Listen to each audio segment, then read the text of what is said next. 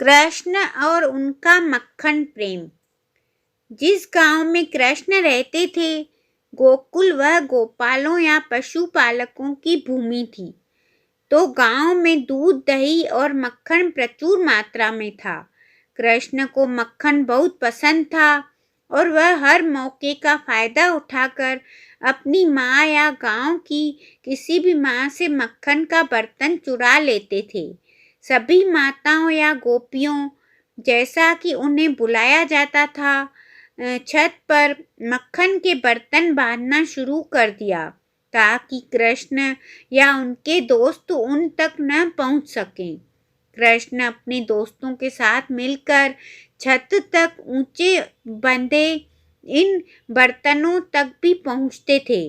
मक्खन का बर्तन पाने के लिए छत पर चढ़ जाते थे और छत की टाइलें हटा लेते थे, या मानव सीढ़ी बनाने और मक्खन चुराने के लिए एक दूसरे के कंधों पर चढ़ जाते थे। यदि कोई तरकीब काम नहीं करती तो वे बर्तन पर एक कंकड़ फेंकते और बारी बारी से अपने खुले मुंह से मक्खन पकड़ते।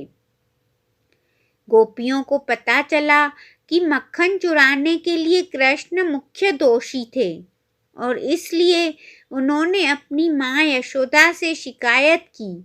यशोदा ने स्त्रियों से क्षमा मांगी और कृष्ण को अनुशासन देने का वचन दिया। शरारती छोटे कृष्ण ने गोपियों के साथ मजाक करने का फैसला किया।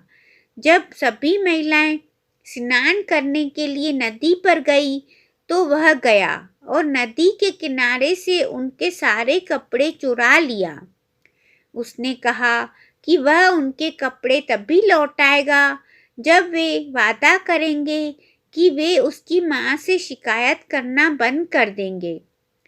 यशोदा ने उसके बारे में सुना और कृष्ण को अनुशासित करने में असमर्थ होकर उन्हें एक भारी छड़ी में बांध दिया।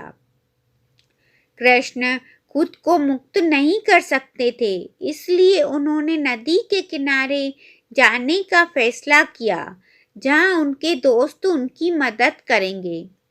वह जंगल से होकर चलने लगा, तभी वह दो पेड़ों के बीच फंस गया जो एक दूसरे के बहुत करीब उगे हुए थे। कृष्ण ने बस हिलने के लिए काफी जोर लगाया और पेड़ों को उखाड़ दिया।